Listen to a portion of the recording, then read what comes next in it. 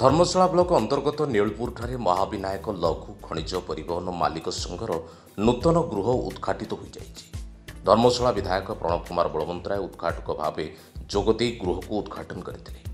ए अवसर अनुष्ठित उद्घाटन उत्सव में मुख्य अतिथि भाव बर्चणा विधायक अमर प्रसाद सतपथी जोगदे परिवहन मालिक संघर सेवामूलक कार्य को प्रशंसा करथिले। संघर सभापति अजाम्बर साहू सभापतित्व अनुष्ठित कार्यक्रम में अन्यतम अतिथि भाव ओडिशा ट्रक मालिक महासंघर संपादक रविनारायण सतपथी जोगदे मालिक मानकर विभिन्न समस्या संपर्क में आलोकपात करथिले। ए अवसर संघ पक्षर विभिन्न अनुष्ठान व्यक्तिविशेषों को संबर्धित करा जायतिला। ए कार्यक्रम में मालिक संघर कर्मकर्ता सदस्य एवं विभिन्न अनुष्ठान कर्मकर्ता माने जोग देथिले।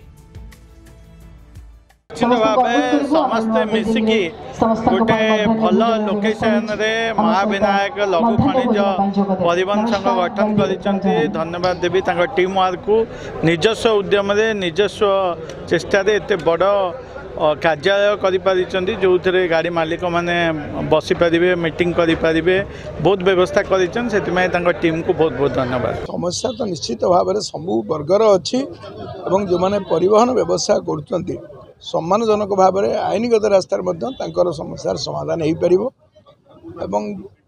आमर जो स्थानीय महाविनायक ना नामित होती जिते जो समस्या आई समस्या जहाँ संभव सरकार प्रशासन तरफ जोगे दिखाई।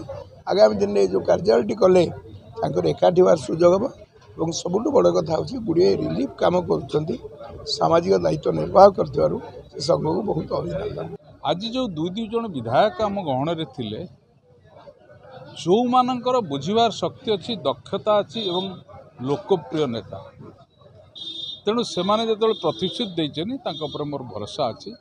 मुख्य समस्या होची ट्रकर भड़ा धार्य होने मान्यवर परिवहन मंत्री आलोचना करने को कौन समस्या को नहीं नाराज। ट्रक मालिक मानक उपरे उद्देश्यमूलक भाव जोरिमाना आदाय करने को प्रयास कले राज्य महासंघ तरफ दृढ़ प्रतिवाद करा जिवो। धर्मशाला चिन्मय नायक रिपोर्ट, जाजपुर न्यूज।